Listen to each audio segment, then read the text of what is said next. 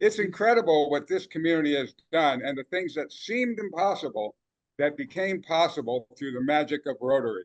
That was why Stephanie Urchik named that theme. She said, I was in the Dominican Republic helping to install water filters. Two young boys watched as dirty water entered the filter in one end and emerged clean out the other end. I will never forget the first time we stopped the water flow. One of the boys grabbed my sleeve and said, lady, show me that magic again." Our annual theme is the magic of Rotary. and it is magic what this community has done. When Molly and I first moved to this community, there was no regard for education in the school. There wasn't even a high school here. So local people got together. Later, many became part of this Rotary Club and began to raise money for Becca scholarships. And we had wonderful events. Some of you came to the recent Fandango.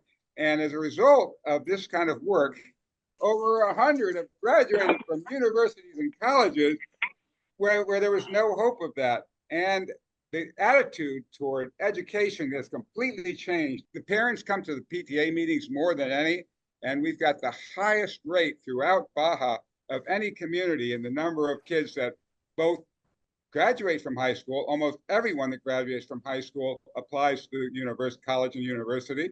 And the highest rate, the highest scores, highest in almost every measure. Now, this is kind of part of the magic of what Rotary is. It's local communities doing things that transform our community. Well, right now, we face a very arduous task.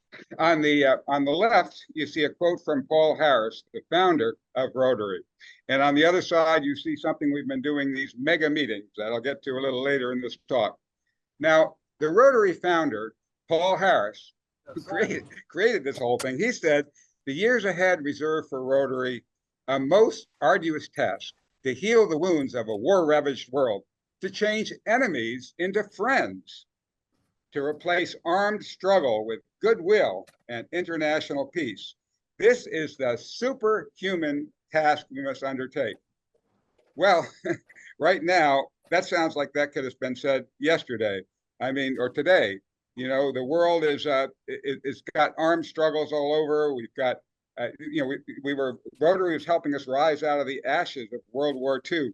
And now, again, we have a superhuman task to replace armed struggle with goodwill and to build peace. This is what one of Rotary's primary objectives. In order to do that superhuman task, we need some super capabilities. We need to be able to be superheroes. What have they done? A cape. Any other answers? And a uniform. Okay, so yes, that's exactly right. They don a cape and they don a new identity. Now, right now, when we're in a small identity, like take our little community here, when we identified ourselves as, we're the Americans, they're the Mexicans, this and that, we're all separate identities. We didn't have superhuman powers, but when we got together with the local community and we began to identify ourselves as a whole and lift our community, suddenly we had the superhuman powers to actually transform a community in many ways. And we did this by becoming a community. As you travel through our local community, you'll see the Rotary signs, you'll see this sense of belonging and being a part of it.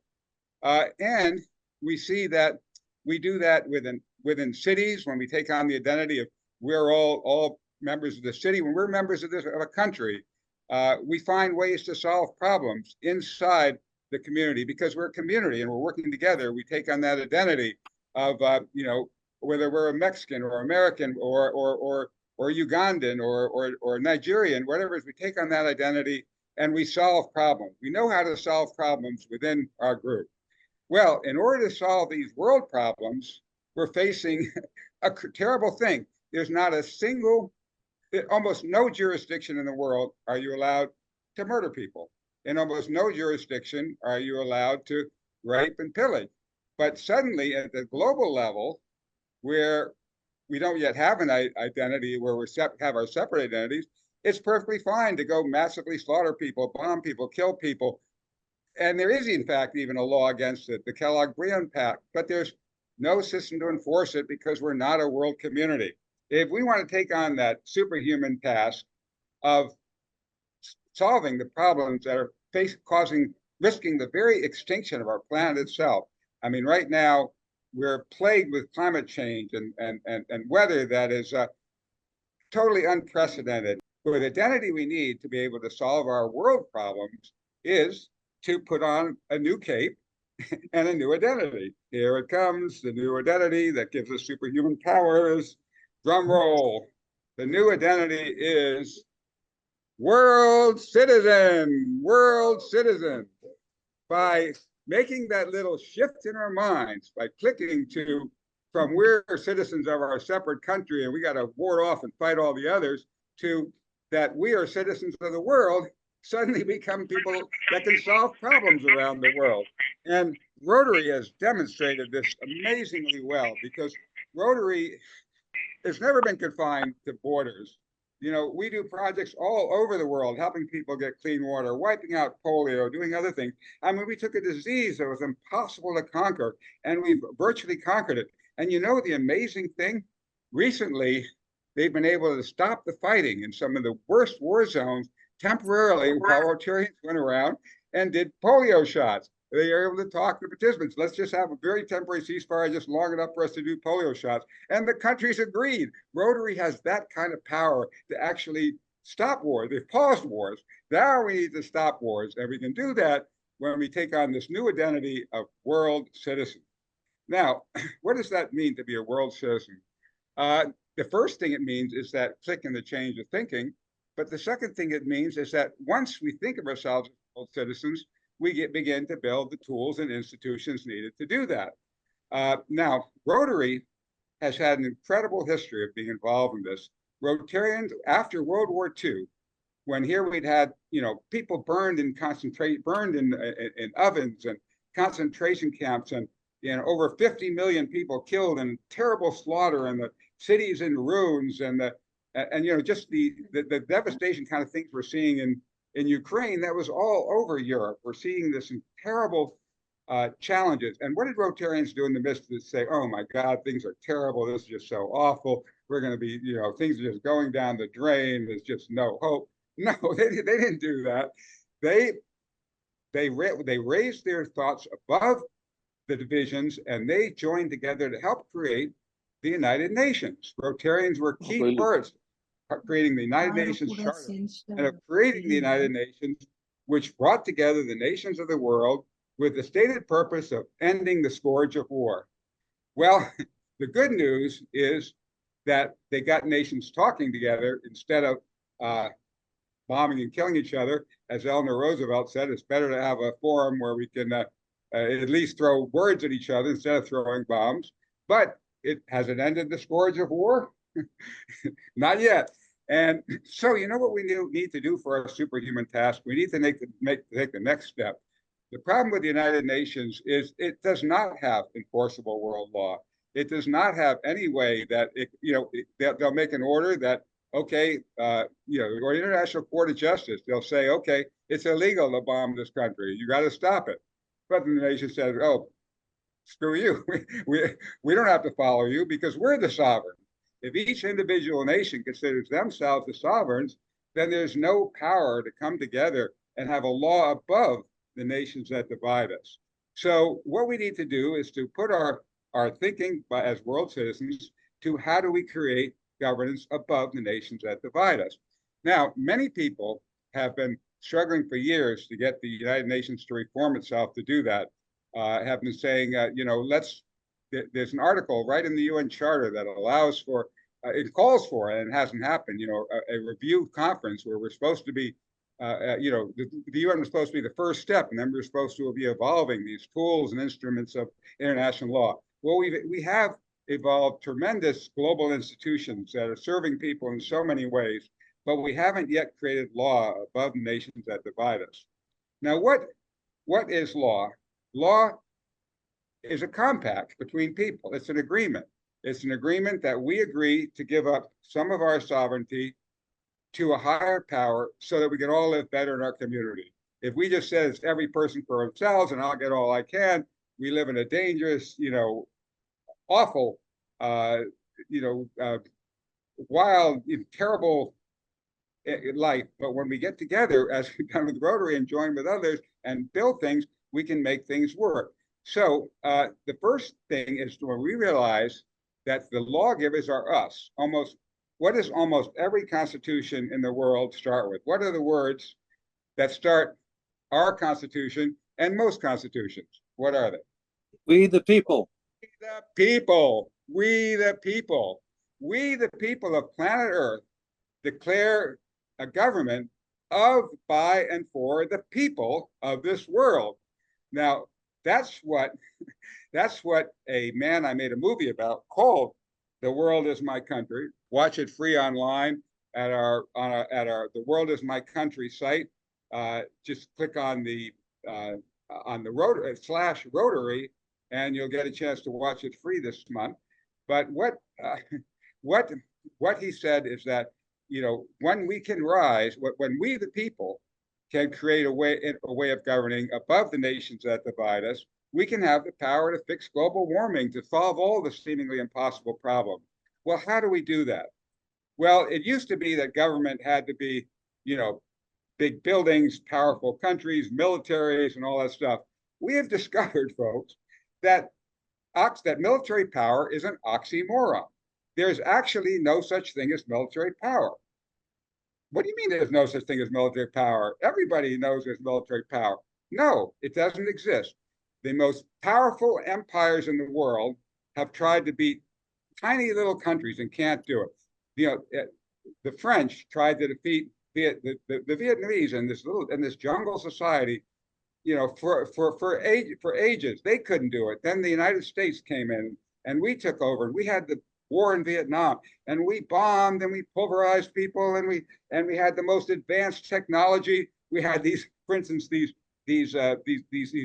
very expensive airplanes that made a lot of money for the military contractors. There were people sniffers, and they'd go through the jungle where people were hiding, and they tried to detect people so they could automatically bring in bombs that would kill them.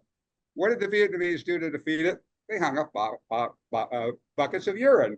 Then they went about their way, walking up and down the path.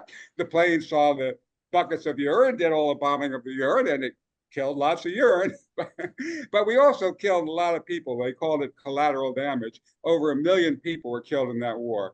And what happened? This powerful empire couldn't defeat them. Military power didn't work. Then look at Afghanistan. The powerful Soviet Empire tried to beat them for years and bombed them and pulverized them and did everything they could, and they couldn't beat them. Then we came in, and for 20 years we bombed and pulverized them. We were supposed to be preserving the rights of women and all this other stuff. And what did we do? We forced them into having an even more disgusting government that was really oppressive of women. We made it worse. We had no power. All this military power and bombs was powerless. It had no power to achieve the objective we were trying to achieve.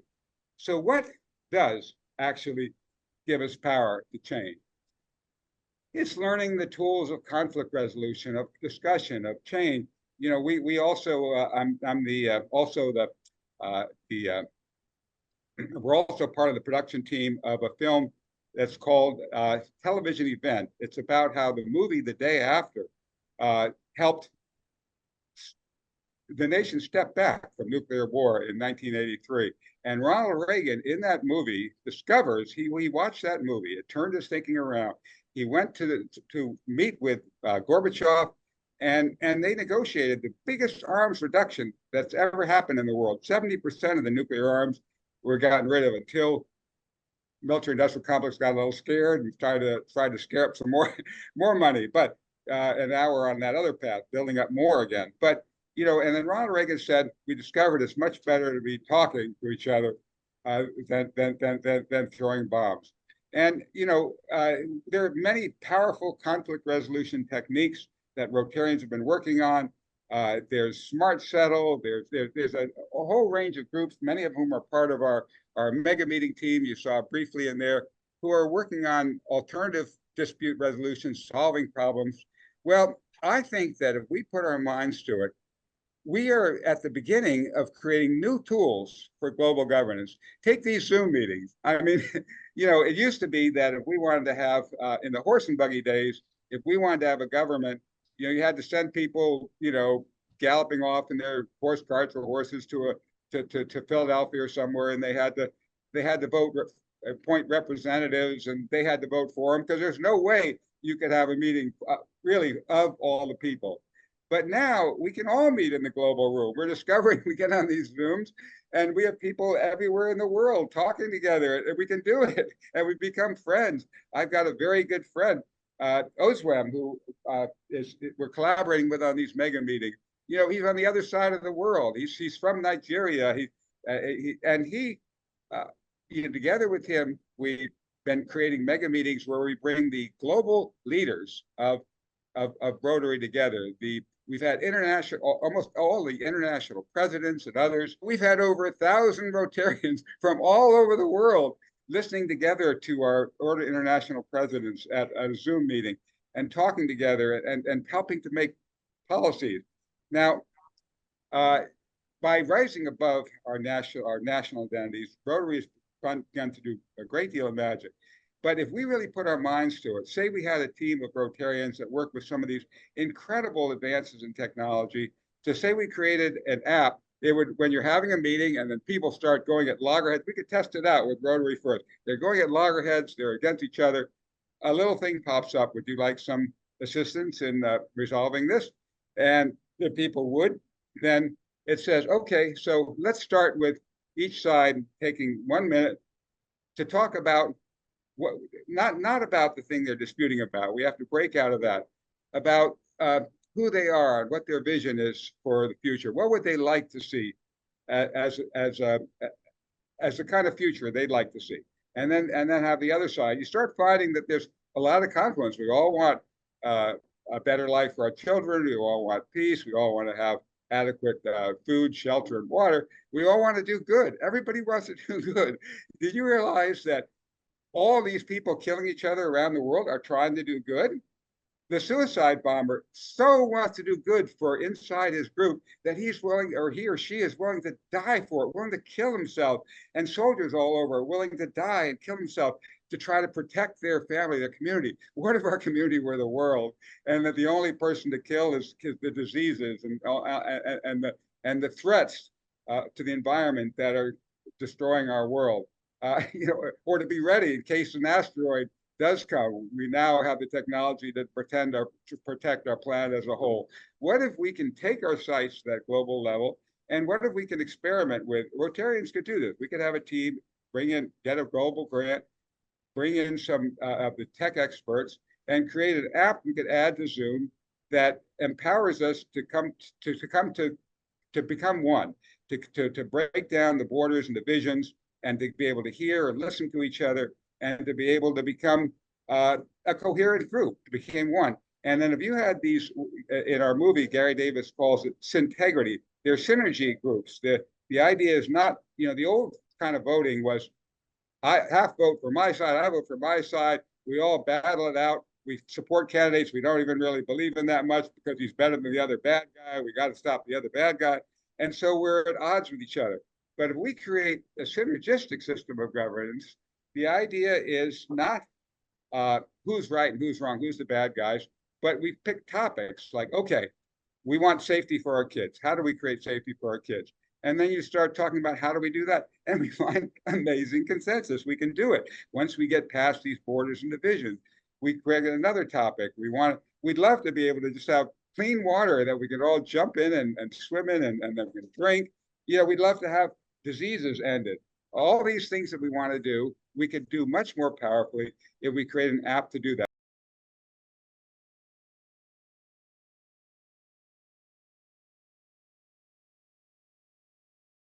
We humans are an incredibly ingenious species.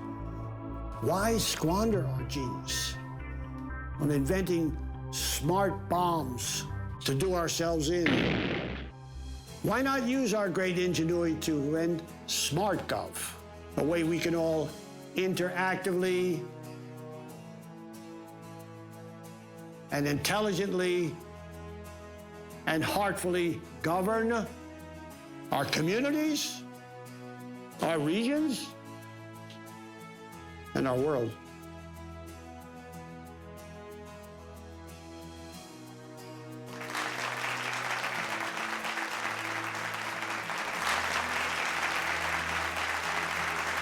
Visionary, you bet, but doesn't every advance start with imagination?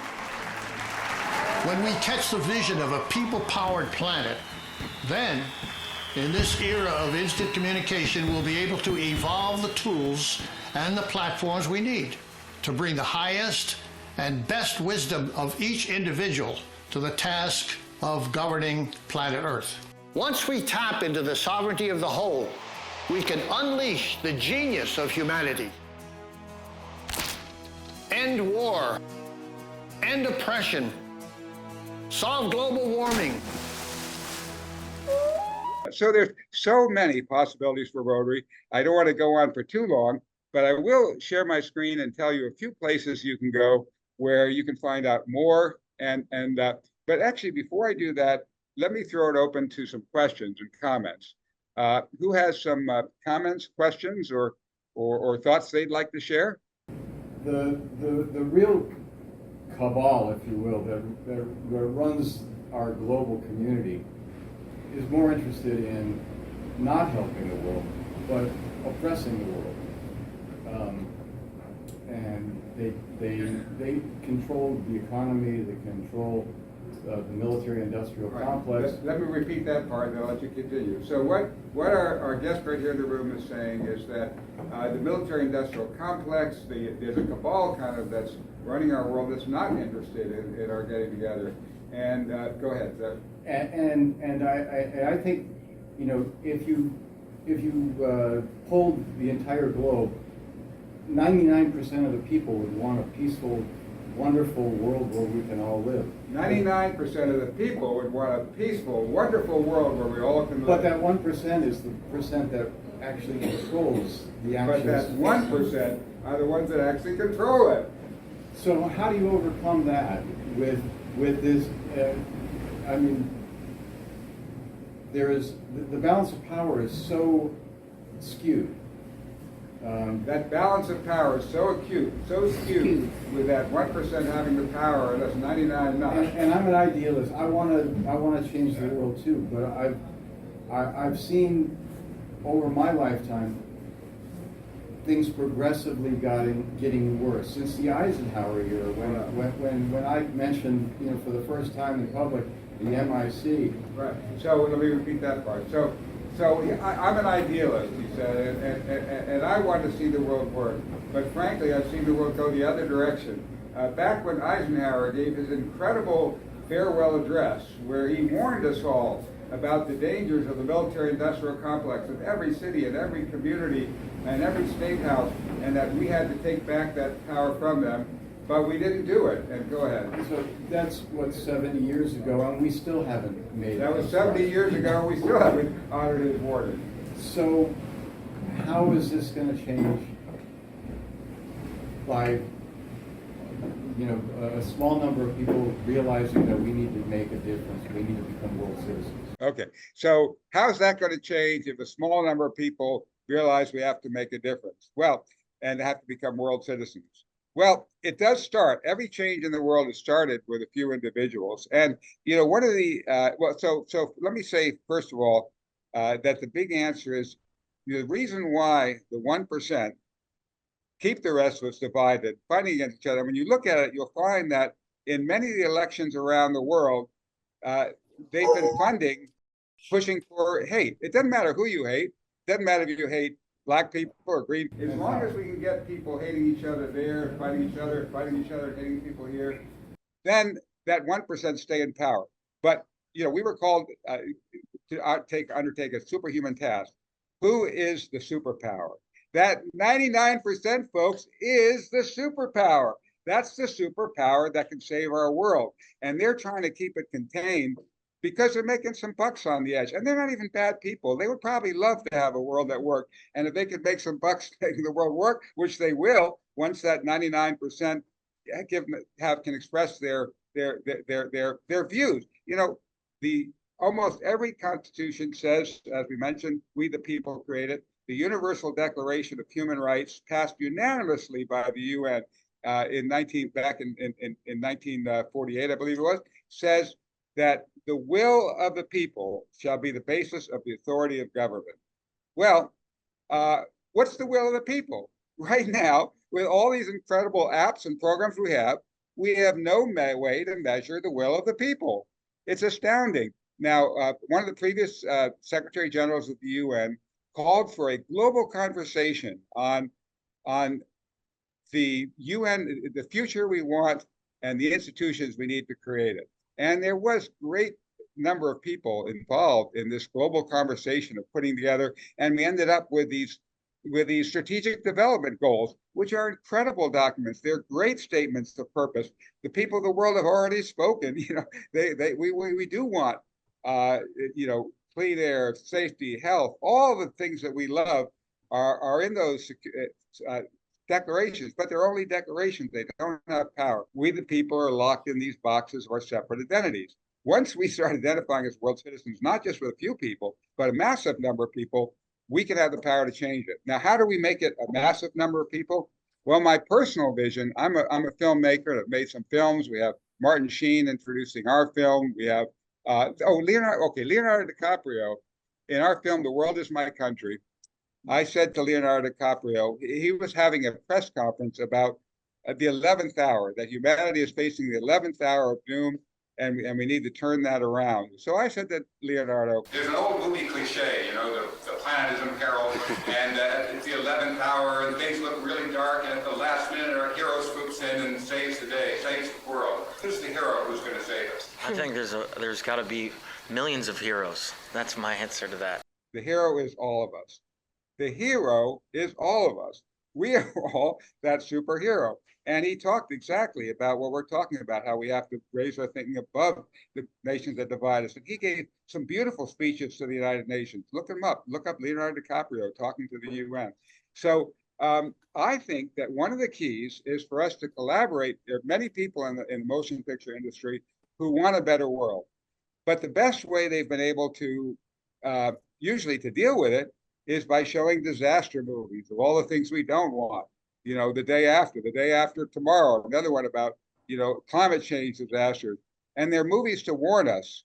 But in addition to movies that warn us, we need movies to inspire us, movies to give us vision. We need to have kids week after week join, you know, have a new transmedia project with toys and games and video games and everything, where week after week, young people can dwell in a world that works, in a world where we're solving the problems, we're cleaning it up, we're bringing back our environment, where we've ended wars, we're healing the wounds of war. They need to be able to dwell in that kind of future in fiction first, and fiction helps create reality. Star Trek, although some of them are violent, the original Gene Roddenberry vision was actually this group of basically, I would call them peace engineers, traveling around the universe, solving problems, dealing with subtleties, given with how do we bring together the different communities. And that had an incredible impact. So many people, that fiction, most of them, the chief scientists who started NASA say they were inspired to do what they did by watching Star Trek. It changed the real world. The fictional world changed the real world. Inventions that they made in their minds became reality. Because once people visualize those, once they play those games, then they can start creating that reality.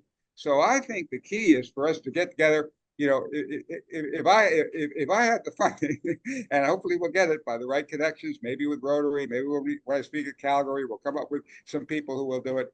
If we could put together a key team that helps create the vision of that future and helps bring Hollywood community, and they're ready for it, to jump in and help create something like this, we could create something that can inspire and visualize the kind of world we want. And you know, so many of us have discovered in our personal lives that if we visualize what we want, it's much more likely to happen. If you're visualizing, oh my God, the world's in trouble, or it all fall apart and stuff like that, you're not very likely to solve things. If you visualize and can clearly picture the world you want, you're more likely to get there. And that's true as individuals and as a world. Well, let me turn to some other questions. I see, so Michael, you said you had a question. Oh, I wanted to follow up because I'm a kind of a Star Trek going way back kind of guy, Gene Roddenberry, and he was such a vision. You know, the cell phone, the flip phone with the communicator, and then how diverse the crew was on the bridge. So you had the navigator. Chekhov was from Russia. Sulu was Oriental. You had Scotty from Scotland, and then you had Spock from another planet, and they were all working together. So on a mission for the Federation of Planets, you know, to unite planets and on a peaceful mission. So back to a more topical point is there a chapter of the Rotarians International Peace Show, and do they have a meeting coming up? Yes, I'm a member of the Rotary E-Club of World Peace. That's and it is a group that brings people from around the world in an E-Club to build peace. Any Rotarian or anyone else from around the world can come to meetings. Just go to their link and ask for a link. And also go to, you see at the top, it says mega-meeting.com.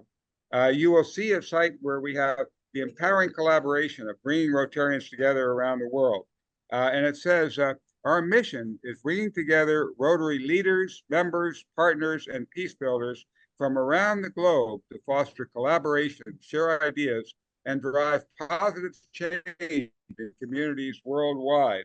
And then here are some of the leaders we brought together in our ongoing series. The president, John Huco, or the Secretary General of Rotary, Stephanie Urchik. Judith Diamond is the Rotary, led a team, the Dean of Rotary ambassadors to the United Nations. And we had a wonderful Zoom with her that you can listen to the replay.